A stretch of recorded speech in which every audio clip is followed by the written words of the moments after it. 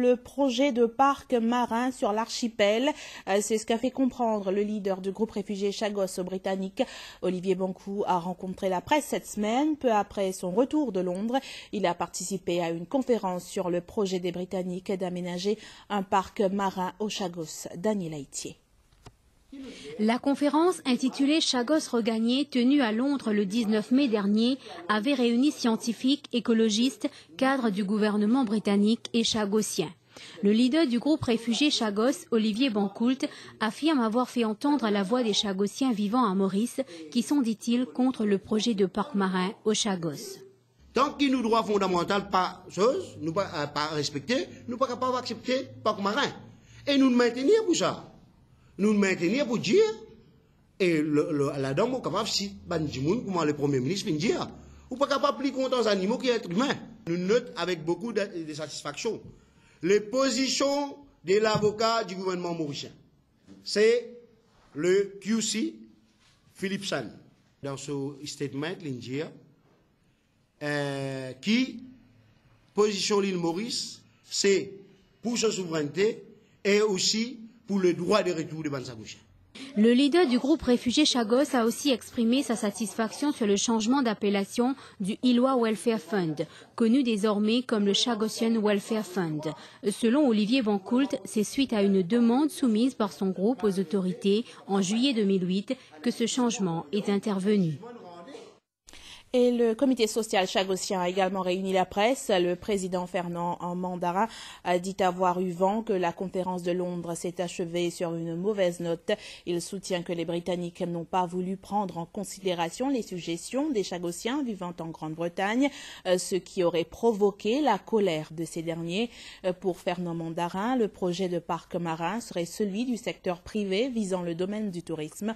En ce qui concerne le changement d'appellation du Ilois Welfare Fund en Chagossian Welfare Fund, le président du comité social chagossien affirme que c'est l'aboutissement d'une requête faite par son groupe en 1999. Conférence de presse de la Confédération syndicale de gauche CSG Solidarité à Port-Louis.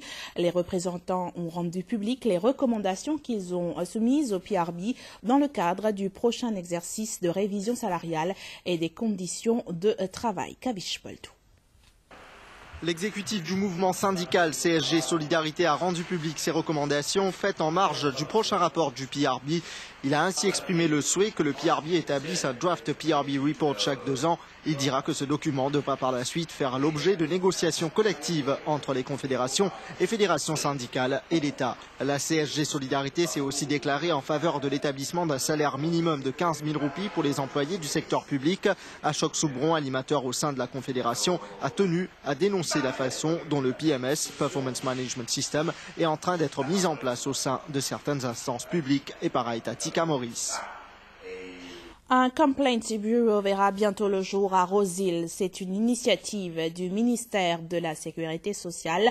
Ce bureau enregistrera les plaintes du public, des plaintes concernant les services offerts par les officiers du ministère de la Sécurité sociale. À Rodrigue, le mouvement Rodriguez a présenté ses 4 candidats pour les élections régionales du 12 juin prochain.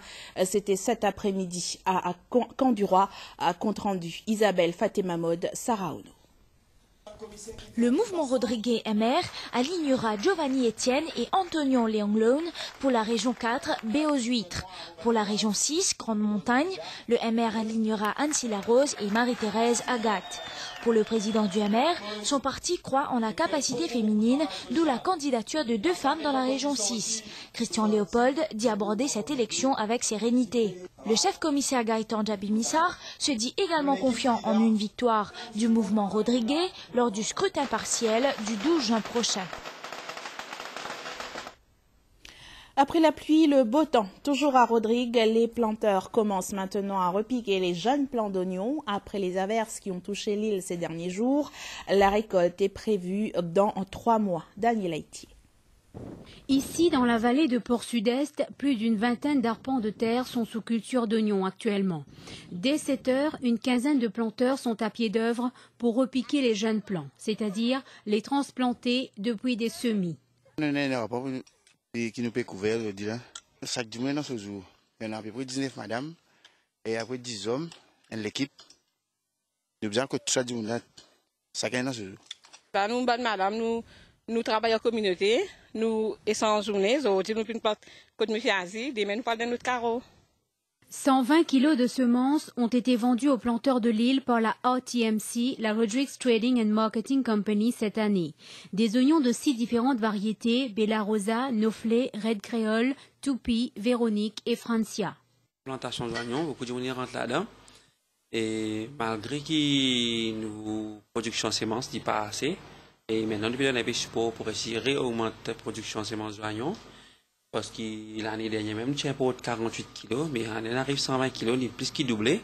Parce que si nous visons pour arriver à 1000 tonnes d'oignons à l'année là. La récolte d'oignons se fera dans 3 mois. La RTMC a exporté plus de 104 tonnes d'oignons vers Maurice l'année dernière. La suite de ce journal après cette pause.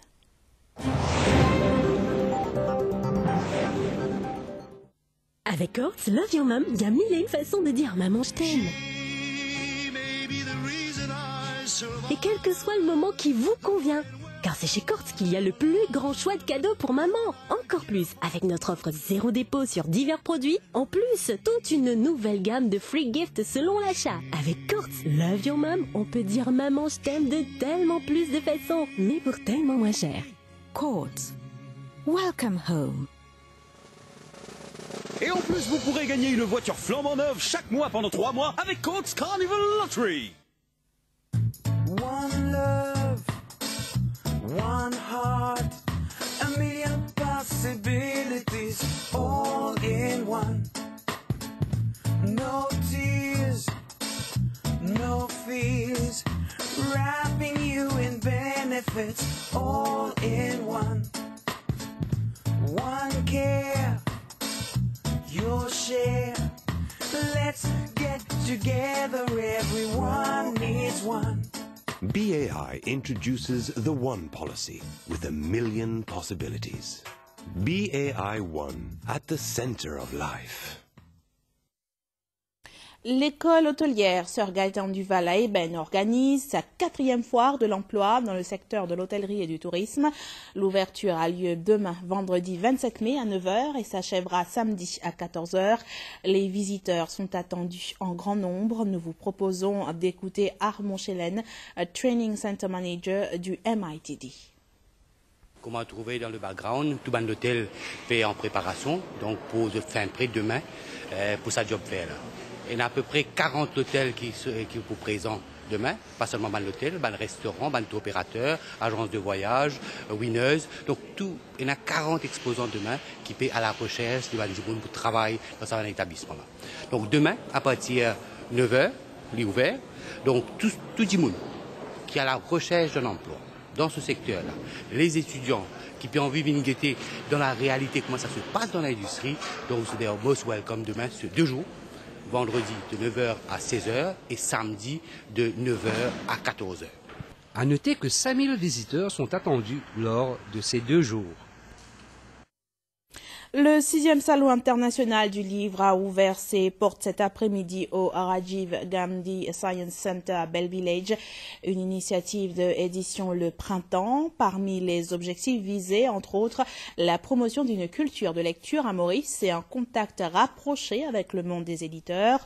L'ouverture officielle du salon a été faite par le président de la République, Sir Amnerood Jugnauth, en présence des ministres Chuni, Jita et Kasnali. Le salon s'ouvre au grand public demain jusqu'à dimanche prochain. Léa Padou. 6 ans après la dernière édition du Salon du Livre International, les éditions Le Printemps proposent cette année un événement grandiose qui réunit de nombreux éditeurs du monde entier.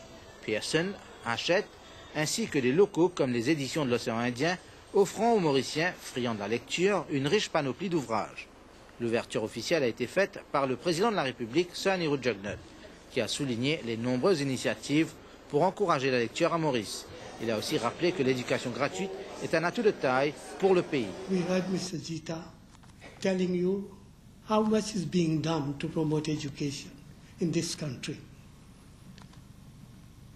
You know, some very learned person was here recently And what is being done in this country is said should be used as example even by the most advanced and industrialized countries like UK and United States.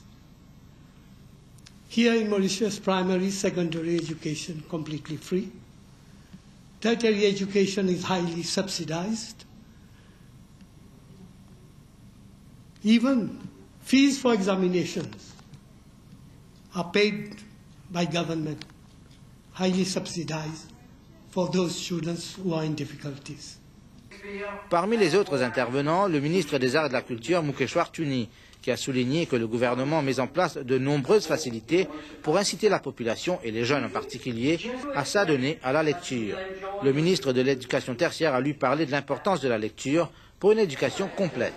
Il est à noter que plusieurs événements sont organisés au cours de ce salon, dont des lancements de nouveaux ouvrages d'écrivains locaux. C'est un événement qui ne manquera pas d'intéresser les futurs mariés. Le salon du mariage s'est ouvert ce matin au centre Swami Vivekananda Pai à l'initiative de Ads Events.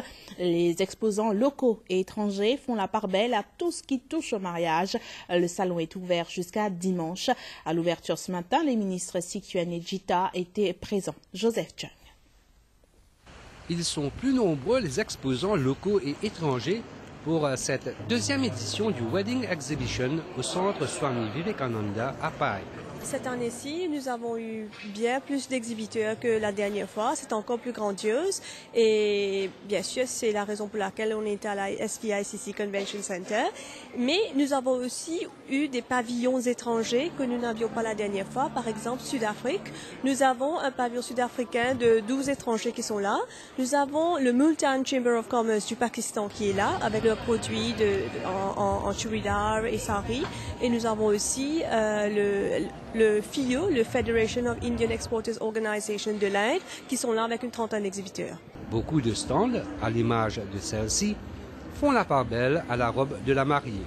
Tendance à cela, vous trouvez plus de modèles qui est exposé là. Ça vient au gagner en bûcher et au gagner avec la traîne. Et il y en a beaucoup plus qui bérotent une robe qui est un petit peu pas trop élargie, pas trop gonflant. Mais gonflant, avec une traditionnelle là, encore il y en a sur place. Même, il peut faire un changement petit à petit, doucement, doucement, il peut faire un changement. D'autres, à l'image de ce stand, proposent des chaussures fabriquées sur mesure. Nous, ce que nous voulons proposer, ce sont des chaussures plus personnalisées. Donc, votre tissu, votre robe est très important. Amenez-nous vos chaussures, votre tissu. Et à partir de là, on va vous créer votre chaussure comme vous le voulez. Pour le lancement de ce salon, notons la présence des ministres Sikuen et Jita qui ont visité les différents stands. Des mannequins ont aussi défilé. La journée internationale de l'Afrique a été observée hier. Dans ce contexte, le Centre Nelson Mandela pour la culture africaine a organisé une exposition d'instruments de musique malgache. C'était ce matin à la Tour Kénique. Mira Kendassani. Le Centre Nelson Mandela pour la culture de l'Afrique, en collaboration avec le ministère des Arts et de la Culture, a organisé aujourd'hui une exposition d'instruments de musique malgache, tels la cabosse, le katsa et la valire, entre autres. Le groupe musical Touve, comprenant 3 malgaches et 2 mauriciens, proposant une fusion musicale entre mauriciens et malgaches, était invité pour l'occasion.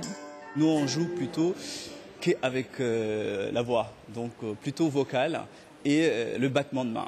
Donc c'était au début, et fil en aiguille, en fait, on a trouvé des fils, commencé par 1, 2, 3 fils, et puis après on a trouvé une autre sonorité qui ressemble à la voix aussi.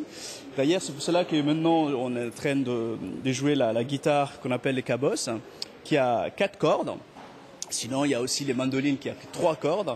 En fait, le cabosse, il y a 6 cordes. Donc ça, c'est plutôt, on joue dans le haut-terre, c'est-à-dire à Antananarive, la région d'Antananarive. Ce qui suit aussi le battement de la voix et la main. Donc